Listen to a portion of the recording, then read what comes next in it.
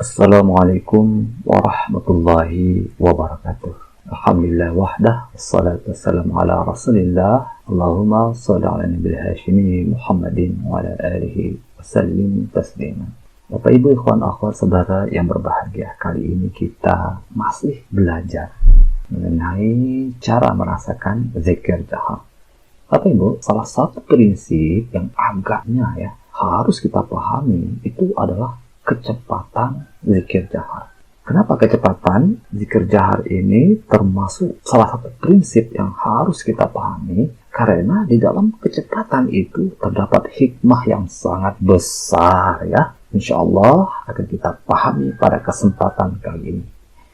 Jadi kecepatan zikir jahar seperti kendaraan Bapak Ibu. Ada kecepatan gigi 1, gigi 2, gigi 3, gigi 4, dan gigi 5. Demikian juga kecepatan zikir jahar itu Bapak Ibu. Awalnya kita pelan-pelan dulu, lamban di gigi 1.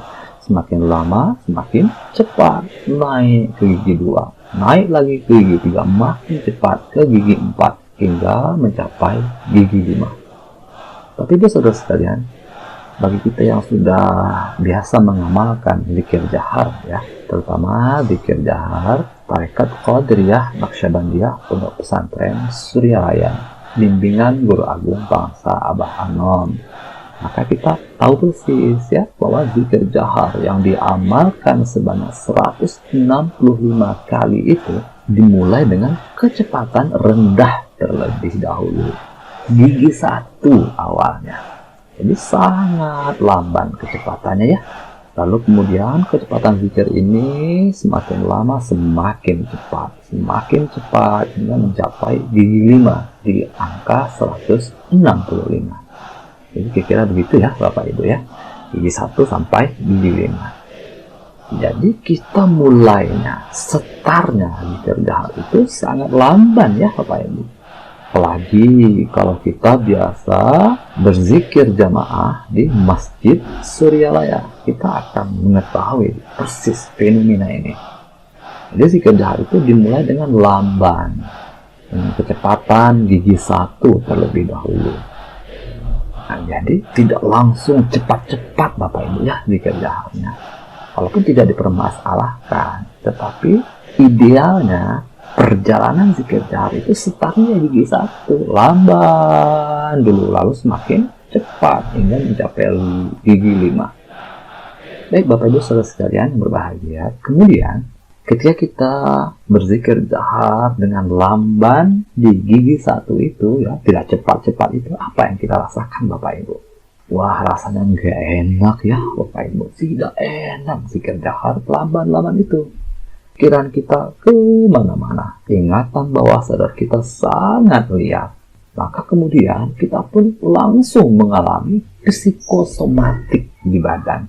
Psikosomatik, psiko itu batin, soma itu badan. Psikosomatik maksudnya keadaan batin yang mempengaruhi badan. Kalau kita merasa kok pegal-pegal, capek, ini psikosomatik. Psikosomatik itu bukan penyakit medis Bapak Ibu. Psikosomatik itu aslinya karena kesakitan batin kita. Batin kita yang lelah, sehingga kemudian diantar ke badan, dan badan pun kemudian mengalami rasa sakitnya juga. Nah, jadi baru sebentar zikir kita belum lagi 33 kali. Itu kita langsung mengalami psikosomatik di badan. Kita langsung merasa kepala sangat berat, punggung pegal-pegal, pundak itu seperti memikul beban yang sangat berat. Wah, kita rasanya capek zikir jahar pelan-pelan itu Bapak Ibu. Mengantuk. Suara zikirnya nggak keluar, berbisik pelan-pelan. Padahal zikir jamaah. Dan fenomena psikosomatik lainnya. Jadi kita merasakan psikosomatik yang berat di badan ketika kita berzikir jahar lamban itu. Akan tetapi di dalam proses perjalanan zikir jahar itu dia tidak hanya lamban Nanti semakin lama semakin cepat. Semakin cepat zikirnya bagaimana Bapak Ibu? Rasanya semakin nikmat zikirnya, semakin enak zikirnya. Semakin tidak lelah, semakin tidak melelahkan, semakin tidak menggelisahkan zikirnya. Yang tadinya ngantuk jadi melotot, Yang tadinya diam saja, berat suaranya ya, mulai kedengaran suaranya. Yang tadinya merasa berat di badan, mulai lebih ringan bersamaan dengan ekspresi tarian-tarian zikir di kepala dan badan yang diperoleh melalui zikir yang semakin cepat. Itu tadi ya Bapak Ibu. Ini artinya semakin lamban zikir jahar itu semakin tidak enak. Semakin cepat zikir jahar itu semakin enak. Semakin lamban zikir jahar semakin gelisah batin kita. Semakin cepat zikir jaharnya semakin bahagia batin kita. Kira-kira mindset kita seperti itu ya Bapak Ibu selama ini ya. Kan terkadang kita ngegrundel dalam hati kita ya Bapak Ibu ya. Terlebih kalau kita sedang zikir jamaah. Zikirnya itu lamban. Maka kemudian ingatan kita pun kemana-mana. Pikiran kita ini kadang-kadang suka usil juga ya Bapak Ibu. Ini zikir kapan cepat-cepatnya? Ini kok imam lamban banget sih zikirnya. Pikiran kita kemana-mana. Kita pengennya cepat-cepat zikirnya. Kenapa demikian? Karena kita merasa zikir lamban atau zikir dengan kecepatan gigi 1 itu sangat tidak enak di badan. Sangat menggelisahkan pikiran. Sangat berat di badan. Karena berat, lalu terkadang badan kita ini gak kuat, lalu menunduk, merunduk, mengantuk, lalu lama-lama ketiduran, mendengkur. Nah, ini lebih parah lagi ya Bapak Ibu sekalian. Kesadarannya benar-benar lenyap. Padahal tujuan zikir itu adalah untuk kesadaran setiap saat. Kita belajar untuk menguatkan kesadaran. Nah, mengenai tujuan zikir ini, silahkan Bapak Ibu tonton di video saya sebelumnya ya. Saya sudah jelaskan apa sih yang dimaksud dengan tujuan zikir. Ada dua ya. Ada untuk ghaflah, ada untuk kesadaran setiap saat. Bapak Ibu sekalian, kemudian kenapa kita ketika berzikir jahar dengan kecepatan lamban di gigi 1 itu, ingatan kita atau pikiran kita begitu mudah kemana-mana, begitu mudah untuk lihat, yang akibatnya berpengaruh kepada badan kita. Sehingga kita pun merasa zikir itu sangat melelahkan, sangat menggelisahkan. Kita merasa zikir dengan kecepatan rendah itu sangat tidak enak. Kenapa demikian? Karena di sini zikir jahar lamban itu memang benar-benar ditujukan untuk membersihkan batin atau hati kita ini Bapak Ibu. Ini coba lihat video saya sebelumnya mengenai tujuan zikir untuk membersihkan hati dari ghaflah. Jadi zikir lamban itu untuk tujuan zikir yang pertama, yaitu untuk membersihkan hati kita dari sampah-sampah ghaflah. Nah, coba di dalam video saya sebelumnya ya, tujuan zikir untuk ghaflah itu. Jadi zikir dengan lamban itu utamanya adalah untuk membersihkan batin kita dari ghaflah. Membina, mendidik, atau mengendalikan ingatan atau pikiran kita yang liar, yang seringkali menyimpang ke timur dan ke barat, ke masa lalu, ke masa depan. Pikiran yang ngablu, ngacaprak, ngalir ngidul itu. Jadi untuk membersihkan ini, untuk membersihkan sampah-sampah batin yang mengganggu perjalanan zikir kita. Yang wujud sampah itu adalah memori-memori negatif yang biasanya bermunculan begitu saja tanpa kita kehendaki, tanpa kita sadari, dan tanpa bisa kita kendalikan. Di langit pikiran kita muncul begitu saja di langit pikiran kita ketika kita sedang zikir jahar dengan sangat lamban itu utamanya ya. Jadi Bapak Ibu sekalian, di dalam kecepatan zikir jahar yang lamban itu, gigi 1 itu, zikir itu benar-benar memiliki kekuatan yang luar biasa untuk membersihkan batin kita secara digital. Jadi namanya juga gigi 1 ya Bapak Ibu. Lamban memang, tetapi kekuatannya luar biasa. Gigi 1 itu biasanya diperlukan untuk medan-medan sulit. Kalau jalan rusak parah, gigi 1. Jalan berlobang parah, gigi 1. Tanjakan curam, gigi 1. Kita biasanya pakai gigi 1 untuk medan-medan yang sulit. Demikian juga kecepatan zikir jahar dengan gigi satu itu. Memang kecepatan zikirnya lamban, tetapi kekuatannya luar biasa ya Bapak Ibu. Luar biasa sekali. Zikir jahar dengan lamban itu sangat kuat untuk membersihkan batin kita dari sampah-sampah batin, terutama sampah batin yang besar-besar, dominan dan sangat menjijikkan, yang masih tersimpan dan terpelihara di dalam batin kita yang terdalam. Jadi begitu ya Bapak Ibu sekalian, zikir kecepatan lamban itu misi utamanya adalah untuk membersihkan batin kita dari ragam penyakit goflah yang masih bersemayam dan terpelihara di dalam hati kita, di alam batin bawah sadar kita ya Bapak Ibu.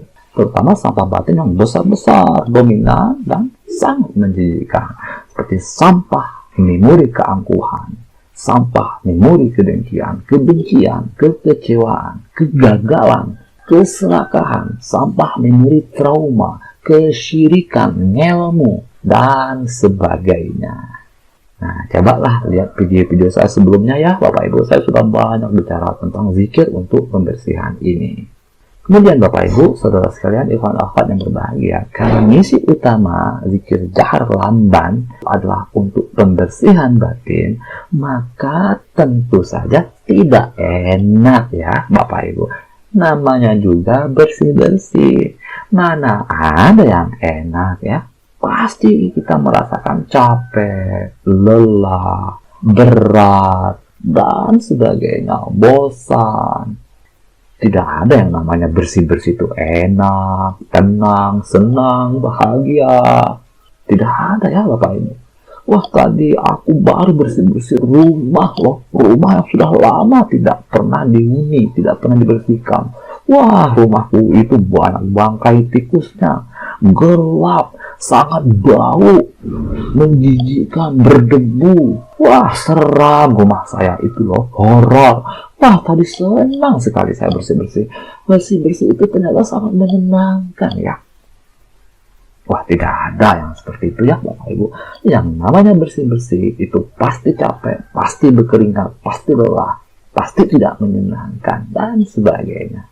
Karena itu Bapak Ibu ikhwan akhwat sekalian, kita jangan merasa bersedih ya Bapak Ibu, jangan merasa gagal, jangan merasa kita telah gagal merasakan zikir jahar ketika kita mengalami psikosomatik di badan, kepala pusing, kepala berat, pundak pegal-pegal, suara berat, dan sebagainya. Itu jangan membuat kita bersedih. Justru psikosomatik yang kita rasakan di badan kita itu pertanda bahwa zikir telah bekerja dengan sangat baik secara otomatis. Itu pertanda adanya proses pembersihan di dalam batin kita oleh zikir secara digital.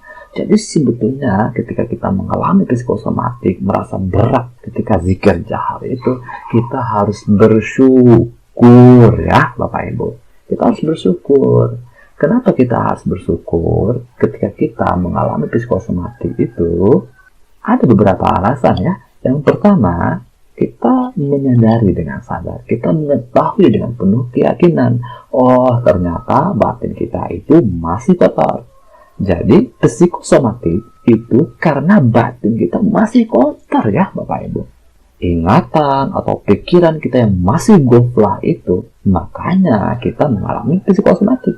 Yang kedua, kita pun harus bersyukur. Kenapa? Karena masih memiliki kesempatan untuk berzikir, masih memiliki kesempatan untuk membersihkan batin kita. Semakin banyak ingatan yang kemana-mana, semakin banyak memori yang keluar dari dalam batin kita, maka semakin banyak pula kotoran batin yang terbuang dari lubang hati kita. Kemudian yang ketiga, kita pun harus bersyukur. Kenapa? Karena kalau badan lelah, kita merasa capek, dan merasakan psikosomatik lainnya, itu pertanda bahwa zikir masih bekerja dengan sangat baik pada batin kita. Jadi kita harus bersyukur ya Bapak Ibu, karena zikir yang kita amalkan itu masih bekerja dengan sangat baik pada batin kita. Jadi kalau kita tidak mengalami psikosomatik, jangan-jangan zikirnya tidak bekerja dengan baik. Nah, itu ya Bapak Ibu sekalian. Oleh karena itu, Bapak Ibu Saudara sekalian, sekarang bagaimana mindset kita mengenai zikir jahar dengan kecepatan lamban itu? Menurut Bapak Ibu, bagus tidak zikir dengan kecepatan lamban itu? Wah, sangat bagus ya Bapak Ibu, sangat bagus sekali. Semakin sering kita berzikir jamaah dengan kecepatan lamban di gigi satu itu, maka akan semakin banyak pula sampah batin yang akan terbuang dari ruang hati kita, terutama sampah-sampah batin yang besar-besar, dominan, dan sangat menjijikkan itu. Kalau kita gelisah, mudah marah, mudah tersinggung, sensitif, itu pasti kita masih menyimpan sampah-sampah batin yang besar, yang dominan. Maka ini harus dibersihkan dengan zikir jahar itu, terutama zikir jahar yang lamban itu ya Bapak Ibu. Karena itu, ketika kita zikir jahar dengan kecepatan lamban di gigi satu itu, bagaimana seharusnya? Seharusnya jangan kita sia-siakan kesempatan emas ini ya Bapak Ibu. Kita harus kuat, kita harus tetap membangun semangat. Karena inilah kesempatan kita untuk membuang dan merilis sampah-sampah batin yang besar-besar, dominan, dan sangat menjijikkan itu yang masih tersimpan di ruang hati bawah sadar kita selama ini. Jadi kita harus kuat, kita harus tetap membangun semangat. Jangan sampai kita kalah oleh sampah batin kita sendiri. Akhirnya kita lemas, menunduk, ngantuk, tertidur, sampai mendengkur ya. Jadi justru kita harus semangat ya Bapak Ibu. Kita harus kuat menghadapi sampah batin kita sendiri. Kita harus tetap semangat untuk membuang dan merilis sampah-sampah dari batin kita itu. Sehingga kita tidak lagi melulu dikendalikan oleh sampah-sampah batin yang masih tersimpan di wadah hati kita yang terdalam. Karena itu, bila hingga hari ini kita berzikir jahar, namun kita masih merasa berat dengan zikir jahar kecepatan lamban itu, kita masih mengalami psikosomatik yang berat di badan, maka itu bisa jadi ya pertanda bahwa kita tidak serius di dalam berzikir. Itu pertanda kita tidak benar-benar membuang sampah-sampah batin kita sendiri. Setiap zikir jahar kecepatan lamban itu, kita tetap saja mengalami psikosomatik di badan.